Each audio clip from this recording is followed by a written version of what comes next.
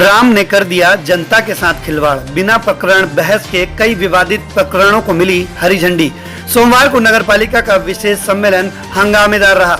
सम्मेलन में प्रकरण पड़े बिना ही बहुमत के आधार पर सभी को पास कर दिया। कई मुख्य मुद्दों पर बहस बिना ही पास कर लिए गए, क्योंकि उनमें कॉलोनाइजरों को लाभ और भ्रष्टाचार और साठगांठ की पूरी बू आ रही है। विशेष सम्मेलन बुलाने के कारण सहित कई प्रकरणों पर कांग्रेसी पार्षदों ने नपा अध्यक्ष राम कोटवानी पर आरोप प्रत्यारोप लगाए। इस दौरान खासी बहस भी पार्षद और राम कोटवानी के बीच हुई। पहले प्रकरण से ही तीखी नोकझोंक शुरू हो गई। वैसे सम्मेलन में ऐसा लगा कि एक दो कांग्रेसी को छोड़कर सारे कांग्रेसी केवल नाश्ता करने ही आए। अधिकांशों ने नतमस्तक होकर सिर्फ चुप्पी साधे ही बैठे रहे। कुल 80 प्रकरणों में 61 प्रकरण पर बहस हुई। इसके बाद भाजपा पार्षदों ने राष्ट्रगान शुरू कर दिया और इसी बीच 3-4 प्रकरण भी पड़ गए। राष्ट्रगान के अपमान को लेकर भी थाने में शिकायत की गई। वहीं कांग्रेस पार्षद इसकी आपत्ति कलेक्टर को भी दर्ज कराएंगे। प्रकरण 75 कॉलोनाइजर को फायदा पहुंचाने के लिए मुक्तिधाम से अलाउदा खेड़ी तक सीसी सड़क मार्ग बनाना, जबकि पहले से ही वहां प्रधानमंत्री सड़क के तहत रोड बना हुआ है और वह भी जब सड़क ग्राम पंचायत में आती है। मामला यह है कि हर्ष विलास के समीप अलाउदा खेड़ी रोड पर कॉलोनाइजरों द्वारा कॉलोनियां काटी जा रही हैं। उन्हीं को फायदा पहुंचाने के लिए यह प्रस्ताव लाया जा रहा है। इसको लेकर तगड़ी बहस की संभावना थी। इसके अलावा 80 में पीआईसी के लगभग 600 प्रकरण की 4 लाइन में पुष्टि मांगी गई ताकि विवादित प्रकरण इसमें निपटा दिए जाएं। कांग्रेसी पार्षद पहले ही आरोप लगा चुके थे कि इस प्रकरण में पूरी साठगांठ की गई है। इसमें बड़े लेन देन से भी इनकार नहीं किया जा सकता। इस तरह राम ने जनता से खिलवाड़ करते हुए उनके पैसों को धूल में मिला दिया। हुई थी, उसमें कहीं ना कहीं विपक्ष नाराज नजर आया है, क्या कहिए? विपक्ष नाराज नजर नहीं आया है। विपक्ष ने आज अनुशासनहीनता की हदें पार कर दी। जब भारत माता चौराहे का प्रकरण परिषद की बैठक में आया तो उस भारत माता चौराहे के नाम से ही मोहम्मद हनीफ शेख द्वारा अपमानित तरीके से उस प्रकरण को छीनने का प्रयास किया, उस फाइल को घिसने का प्रयास किया। और इससे उनको कहीं न कहीं लगा कि भारत माता चौराहे का सौंदर्यीकरण और विकास नहीं होना चाहिए। यह फर्क है कांग्रेस और भाजपा की कथनी और करनी में। आप एक और चीज़ देखेंगे कि बड़ा आश्चर्य का विषय है कि जब सदन चल रहा हो और राष्ट्रगान चल रहा हो, आप सबके पास भी उसके विजुअल होंगे। जब राष्ट्रगान प्रारंभ हो जाता है, ऐसी स्थिति में भी पूर्व नगरपालिका अध्यक्ष मोहम्मद हनीफ शेख उस राष्ट्रगान का अपमान करते हैं और राष्ट्रगान चालू हो जाने के पश्चात भी कुछ न कुछ कहते रहते हैं। और तीसरी बड़ी विसंगति देखेंगे कि सदन की कार्रवाई के अंदर पार्षद को सदन के अंदर रहने का अधिकार है, न कि पार्षद पति को रहने का अधिकार है। आप लोगों ने भी विजुअल निकाले होंगे। उस विजुअल में आप स्पष्ट देखेंगे कि 3 लोग, रूपल संचेती जी के पति श्री अशांशु संचेती जी, आप देखेंगे पाटिल, सुदीप जी पाटिल, आप एक और पार्षद को पति को देखेंगे, वो वहाँ पर आकर चिल्ला रहे हैं सदन के अंदर। मतलब क्या है ये मर्यादा? मतलब कांग्रेस को यही पता नहीं है कि हम किस हद पर जा रहे हैं। नगर विकास के आज मुद्दे थे। मैं आपको इसमें रोक रहा हूँ, आपने 3 सवालों का जवाब दे दिया। आपने एक क्वेश्चन किया था, आपने जिस तरह से कहा कि भारत माता चौराहे को लेकर पूर्व नगरपालिका अध्यक्ष ने कहीं ना कहीं विरोध जताया और फाइल छीनने की कोशिश की, लेकिन वहाँ पर हम लोगों ने ऐसा यह नहीं देखा। अध्यक्ष जी की बाइट हमारे पास ऑन रिकॉर्डेड है, उन्होंने उस चीज़ का समर्थन किया था। जब बीच में आप अपने अन्य प्रश्नों को बोलने के लिए वहाँ कह रहे थे, तब उन्होंने उसको फाइल को अलग हटाने को कहा और उनकी बात मैं सर शाहिद भैया, आप अपना फर्ज निभाएंगे, आप ड्यूटी कर रहे हैं। मुझे पता है कि आप उसी चैनल के नहीं मैं सुना, मैं बोलूँगा, आप मुझे बोलना पड़ेगा। नहीं, आप जैसा स्पष्ट बोल रहे हैं, दूसरे चैनल भी, आप मेरी बात सुनेंगे, आप लिखें, आप बताएं जो भी चैनल, मेरे दूसरे चैनल भी है, मेरा कहना, मेरे पास भी बाइट है। सुनो सही, मेरा एक कहना है, चूँकि आप नहीं, मुझे बोलना पड़ेगा, मुझे अधिकार है, आपको जो बताना बताएं, मुझे पता है क्या बताएंगे। मैं बाकी चैनलों के माध्यम से भी नगर की जनता से आग्रह करूँगा, आह्वान करूँगा कि सभी ने उसकी वीडियो रिकॉर्डिंग निकाली और सबने भारत माता का प्रकरण आते ही किस तरह उस कागज़ को मोहम्मद हनीफ शेख द्वारा छीना गया है और किस तरह राष्ट्रगान हो रहा है उसमें उसके द्वारा किस तरह बीच में व्यवधान पहुंचाया गया है और सदन की कार्यवाही चल रही है उसमें 3 पार्षद पतियों द्वारा वहाँ पर अवेलेबल होकर अनुशासनहीनता की गई है, वो सारे रिकॉर्डों में दर्ज है। चूँकि नगर का एक प्रतिष्ठित चैनल भी है, मुझे पता है क्योंकि उसके वो मालिक हैं, वो अपने हिसाब से किसी भी एंगल, और मैं स्पष्ट कहता हूँ कि मुझे मेरे मंदसौर नगर की जनता के ऊपर विश्वास है। आप जो भी दिखाएं, जो भी करें, जो सत्य परेशान हो सकता है लेकिन पराजित नहीं। आज मंदसौर नगर आपको अधिकार है क्योंकि आप वहाँ के एम्प्लॉई हैं, साहब माफ़ करना, और आपको अधिकार, आप जो चीज़ बता, मैं तो आपको स्पष्ट कह रहा हूँ, आप इसमें दिखाएं।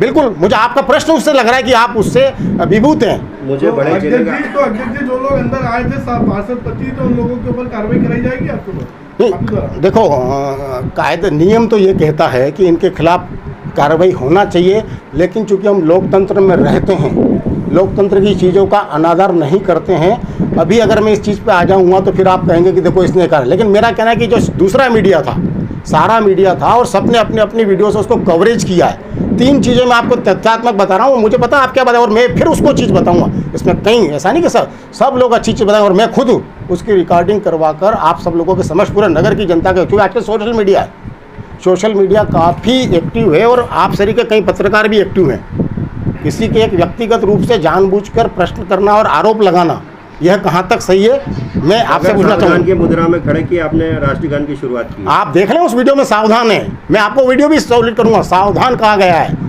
राष्ट्र, वो वीडियो भी आपको प्रेषित करूँगा। यही तो कह रहा हूँ, क्योंकि शाहिद भैया एक बहुत अच्छे पत्रकार हैं, बहुत अच्छे जर्नलिस्ट हैं, आपका कर्तव्य है कि अपनी वहाँ पर ड्यूटी निभाना, और आप अच्छे ड्यूटी निभा रहे हैं, सही। वो आपकी जगह मैं भी होता तो यही करता, आप गलत नहीं करा। अगर आपकी जगह मैं भी होता तो मेरा दायित्व बनता, मेरा दायित्व बनता। नहीं, देखो, आप ये देखेंगे कि अपशब्दों का प्रयोग किसके द्वारा किया गया। जब एक पार्षद पति सदन के अंदर आ जाओ और मेरे ऊपर बदतमीजी पूर्वक हमला करने लगे और बदतमीजी पूर्वक व्यवहार करने लगे और माँ बहन की गालियाँ देने लगे, तो ऐसी स्थिति में उस व्यक्ति को सिर्फ डांट डपटना, तो यह मेरा मौलिक अधिकार है और मैं अपने मौलिक अधिकारों से वंचित नहीं हो सकता हूँ। एक असंसदीय व्यक्ति संसदीय प्रणाली में आकर असंसदीय चीज़ का प्रयोग करता है तो उसके साथ क्या बर्ताव होना चाहिए, कायदे कानून से बर्ताव बहुत अलग है। लेकिन मेरे द्वारा सिर्फ उसे कहा गया कि आप इस तरह के गंदे शब्दों का उपयोग न करें। पहली बात तो उसको सदन किस प्रकार से हमला किया गया? नहीं, बिल्कुल नहीं, असंसदीय शब्दों का मैंने स्पष्ट बोला, नहीं, असंसदीय शब्दों का उपयोग करते हुए मेरे ऊपर हमला किया। शब्दों को सुने, चूँकि आप भी पत्रकार हैं, मेरे मन में भी एक छोटा सा पत्रकार कहीं ना कहीं मैं भी इस चीज़ से जुड़ा हुआ हूँ, आपको सब चीज़ पता है। मैंने अपने शब्दों को फिर कहा हूँ कि असंसदीय शब्दों का प्रयोग करते हुए हमला किया। 80 जो आपके प्रस्ताव थे उसमें से 58 का आपने वाचन कर दिया, बाकी का वाचन विपक्ष सुन नहीं पाया और आपने नहीं, देखो, सदन में नहीं, ऐसा नहीं है। सदन में सारे प्रकरणों का वाचन किया गया, सारे प्रकरणों को कहा गया। शोरगुल में सदन में प्रकरण सुनाई देते हैं। अगर आप लोकसभा में भी आप देखेंगे, विधानसभा में भी देखेंगे, विपक्ष शोरगुल करता रहता है, लेकिन सदन में सारे प्रकरण पढ़े जाते हैं और बहुमत से पारित हो जाते हैं। हमने उसे बहुमत से पारित किया। शोरगुल और सदन की व्यवस्था अगर नहीं बनाए रखेंगे तो ऐसी स्थिति में प्रत्येक प्रकरण का वाचन हुआ और उस प्रत्येक प्रकरण के वाचन के पश्चात ही उस पर कार्रवाई की गई। आपको निभाना वहाँ पर था, सब नियमों का पालन कराना था, आप उसमें असफल नजर आए, क्या कहेंगे आप? नहीं, हम कोई असफल नहीं हुए। वहाँ पर पीठासीन अधिकारी थे जो अध्यक्ष के रूप में विराजित थे, व्यवस्था देने का दायित्व तो उनका था, है ना।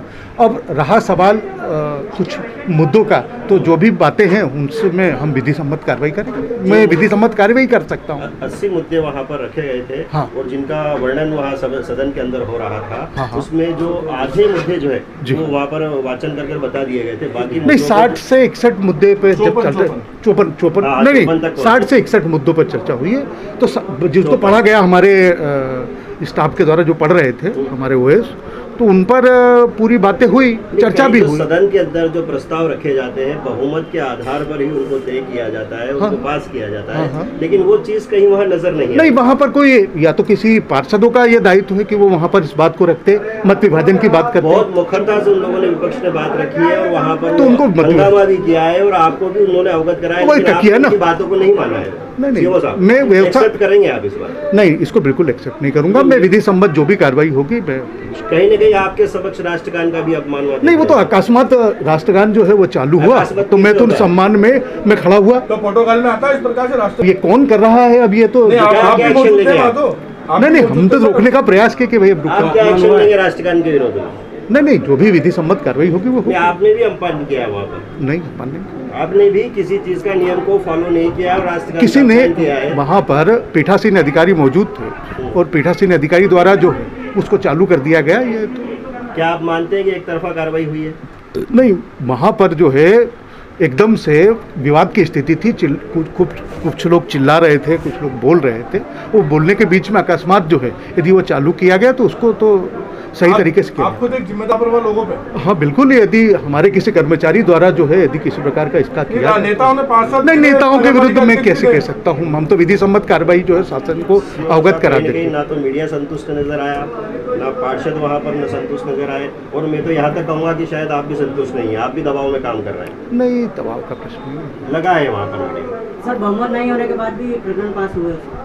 नहीं, वहाँ किसी ने विरोध ही नहीं किया ना। 60-61 तक तो चला, उसके बाद की बात है। ठीक है सेवा साहब। बड़े आश्चर्य की 20 साल के परिषद काल में लगातार मैं नगर पालिका का पार्षद रहा, ब्लॉक कांग्रेस अध्यक्ष हूँ, सारे साथी 3-3, 4-4 बार के पार्षद हैं, लेकिन पहली बार ऐसे देखने में मिला कि जो नगर पालिका में बड़े बगैर पड़े, जिनमें गणपूर्ति करनी थी कि किसका बहुमत है कि नहीं है, बहुमत के अभाव में बाकी के सारे प्रस्ताव पास करने की घोषणा कर रहे हैं, जबकि 56 प्रस्ताव पढ़े गए, 56 प्रस्ताव ही पास माने जाएंगे। और हमारा ये निवेदन था, मुख्य नगर पालिका अधिकारी की जवाबदारी होती है कि अगर नगर पालिका विधान के विपरीत अगर कोई नगर पालिका परिषद चल रही है तो अध्यक्ष जी को रोके। आपकी जवाबदारी बनती थी कि गण पूर्ति वहाँ की जाए। गण पूर्ति का मतलब ये होता है कि जितने नगर पालिका के पार्षद वर्तमान में वहाँ थे उसके अनुसार जो बहुमत होता है उसी के अनुसार काम होता है।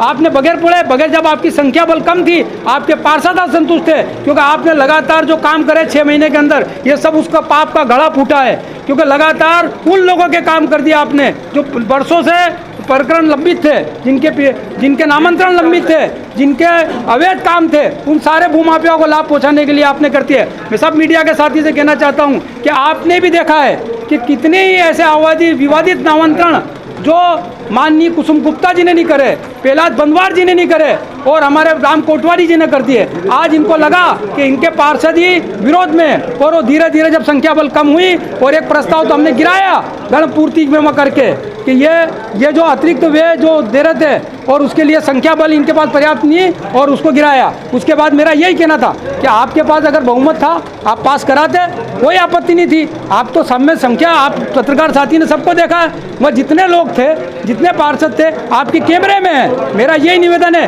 कि क्या बहुमत इस आधार पर होगा? क्या जो संख्या बल वहाँ उपलब्ध होती है उसके आधार पर बहुमत सिद्ध होता है। और जो PIC के प्रकरण, पहली बार PIC के प्रकरण की डिटेल एजेंडे में नहीं दी गई और PIC में जो खेल हुआ, वहाँ चुन चुन के जो पार्षद जो लोगों के फाइलें रखी, जो लगातार बेचारे वर्षों से लाइन में हैं, उनकी फाइलों को दरकिनार कर दिया और बीच में जिन ने जाके इनसे बात करी उनकी फाइलों के लेकर नामांतरण कर दिए गए। और उसमें भी इतनी फाइलें पुरानी जिनमें विवाद है, जिन पर नोटशीट लिखी हुई है और जिनको करने में मैं कह रहा हूँ कि आप कर कैसे सकते हैं जब उस पर आपत्ति लगी हुई है। ऐसे कई प्रकरण हैं, 1-2 उदाहरण मैं आपको देना चाहता हूँ। टोल कांटे वाला मामला, वो जो आवंटित जमीन नगर पालिका डीड में स्पष्ट लिखा हुआ है कि जिस पर्पज के लिए उसको देंगे उसी पर्पज में उपयोग होगा। तो टोल कांटे के लिए पर्पज था और कोई व्यवसाय नहीं कर सकता था, लेकिन उसने बड़ा शॉपिंग कॉम्प्लेक्स तान लिया वहाँ और लगातार उसने एक समझौता शुल्क लेकर जमा कर ली और जो भ्रष्टाचार खुला हुआ सबको पता है। तो ऐसे कई अनेक प्रकरण थे, सारे कॉलोनाइजर के जितने भी प्रकरण थे पहले परिषद में लाए थे। मेरी एक मंशा थी कि सारी परिषद में आना चाहिए, सब पार्षदों को पता होना चाहिए। देखने में आया कि यहाँ पर राजगान से पहले सूचना दी जाती है। अचानक जब इनको लगा तो इन्होंने राजगान का अपमान है और बिल्कुल आपके सामने हुआ, क्योंकि आपने देखा कि जिस तरह से अचानक उठ के राजगान मजाक बना दिया। राजगान क्या होता है? राजगान से पहले अटेंशन किया जाता है, सूचना दी जाती है, सब उसकी मुद्रा में होते हैं, उसके बाद राजगान होता है। लेकिन आपने खाली हा हू करके और राजगान शुरू कर दिया और परिषद की बैठक समाप्त कर दी। तो मैं कह रहा हूँ, आप मीडिया के सामने कह रहा हूँ कि नगर पालिका अध्यक्ष तो लगातार गलती कर रहा, पर मुख्य नगर पालिका अधिकारी की बड़ी जवाबदारी होती है, क्योंकि उनको संख्या बल के आधार पर निर्णय लेना था। जो वर्तमान में वहाँ संख्या बल थी उसके आधार पर निर्णय लेना था। लेकिन कहीं ना कहीं आपने देखा उसके सीओमओ भी दबाव में आ गया। ज़्यादा दूर सीओमओ साहब दूर नहीं है, आप नियम के विरुद्ध चलोगे तो चारों तरफ कोर्टें भी खुली है, प्रशासन भी खुला है, ऊपर तक सबको अवगत कराया जाएगा और इसको बड़ा मुद्दा बनाया जाएगा कि जिस तरह से इन्होंने नामांतरण करे हैं पीआईसी में, आज उसके खेल को लेकर उसकी पुष्टि के लिए आए थे और इनको घबराहट इस बात की हुई कि जल्दी जल्दी जल्दी जल्दी बोल के और 80 नंबर तक पहुंच जाएं और उसको पास करवा दे, क्योंकि इनके काफ़ी जाले हैं। आपने देखा अभी ठेका पद्धति से देने में प्रयास हुआ, जो पुराने समय में जितने हमारे सफाई कामगार भाई काम कर रहे हैं आप उनको बढ़ाइए। आज उन्हीं की मेहनत से मंदसौर 14 नंबर 13 नंबर पे आया है, आपकी मेहनत से नहीं आया है। ये हमारा परिश्रम था, हमने उन लोगों पे विश्वास करा और उन पे विश्वास करके उनको खुला छोड़ा कि आप अच्छी सफाई करिए। ये उसका नतीजा था जो मंदसौर 13 नंबर पे और पूरे देश में 50 नंबर पे आया था। आप वही चीज़ ठेका पद्धति में देने का प्रयास कर रहे हो। शर्म करो उन सफाई कामगारों का। तो और साफा कौन बांध रहा है, आपने मीडिया में देखा। अरे काम करा उनको साफा बंधाओ, जो बेचारे सफाई कर्मचारी जो अधिकारी थे, और उसको भी एक 28,000 सिंपल सा गणित है। जो काम नगर पालिका 7,800 में सफाई करवा रही है, एक शौचालय की दिन भर आदमी वहाँ बैठा रहता है और उसको आप 28,100 रुपये में देने का प्रयास हो रहा है, तो कितना बड़ा लाभ देने का प्रयास हो रहा है। ये फाइल 2018 से है, माननीय प्रहलाद जी बंदवार ने इस फाइल को नहीं करी।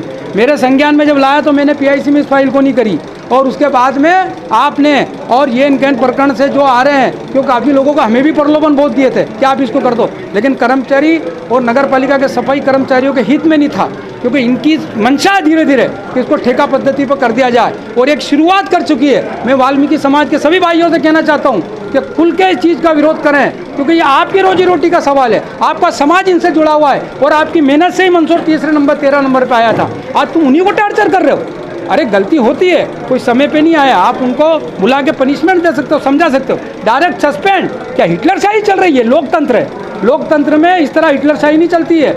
लोकतंत्र में लोकतांत्रिक का पालन करना पड़ता है। और माननीय सीओमओ साहब, आप तो नगर पालिका के मुख्य नगर पालिका अधिकारी है, आपको तो इसका पालन करवाना था, लेकिन आप भी कहीं ना कहीं दबाव में है। ज़्यादा दूर नहीं है, समय सबका परिवर्तन होता है। उस दिन आपको पता लगा कि आपने नगर पालिका विधि विधान के विपरीत कार्य कराया और इसकी शिकायत हम ऊपर तक करेंगे। रूपल जी, आज परिषद की मीटिंग में काफ़ी हंगामा देखा गया। आपके साथ भी कही जो अध्यक्ष महोदय को जो अपने नियम का दायित्व निभाना चाहिए वो आपके प्रति नहीं निभाते नजर आए और राष्ट्रगान का भी यहाँ पर उल्लंघन साफ तौर पर नजर आया। आप लोग ज्ञापन देने के लिए आए, क्या पूरा मामला है? देखिए, आज का जो विशेष सम्मेलन रखा गया था उसमें कुल 80 प्रकरण थे, जिसमें से सिर्फ 61 प्रकरणों का ही वाचन वहाँ नगर पालिका में किया गया। उसके बाद जब, क्योंकि 80 नंबर का जो प्रकरण था उसमें पीआईसी में काफ़ी इनने पाप किए थे और जब इनने देखा कि इनके खुद बीजेपी के पार्षद जब वहाँ खिसकने लग गए, इनके पास जब बहुमत नहीं था, तो उन्होंने हंगामा कर करके और इस बैठक को ख़त्म कर दिया। और ख़त्म करने के लिए इन्होंने राष्ट्रगान को बिना पूर्व कोई सूचना नहीं दी गई और राष्ट्रगान चालू कर दिया ताकि वो बैठक को ख़त्म कर सके। क्या शिकायत करने पहुंचे? जी, हम राष्ट्रगान का जो यहाँ पर अपमान हुआ है इसके संबंधित यहाँ पर शिकायत करने के लिए पहुँचे हैं और साथ में हमारा विरोध जो है उसको भी दर्ज करने के लिए हम कलेक्टर साहब के ऑफिस भी कल जाने वाले हैं। राष्ट्रगान को लेकर ज्ञापन देने के लिए आए थे, क्या मामला है, किस तरह से आपने संतुष्ट किया है? नगर पालिका मंदसौर के पार्षदगण इस संबंध में ज्ञापन लेके आए थे। ज्ञापन दिया गया है और जांच में लिया गया है, जो भी जांच के बाद उचित होगा वैधानिक कार्रवाई की जाएगी। Thank you. खबर चाहे राजनीति की हो या हो सामाजिक या हो घटना दुर्घटना की, बात चाहे भ्रष्टाचार की हो या जनता से जुड़े मुद्दे की हो या हो कानून व्यवस्था की, हम बात करेंगे आपके शहर की। मंदसौर जिले की हर खबर सिर्फ जनमत न्यूज पर। देखिए जनमत न्यूज की ये सनसनीखेज खबरें।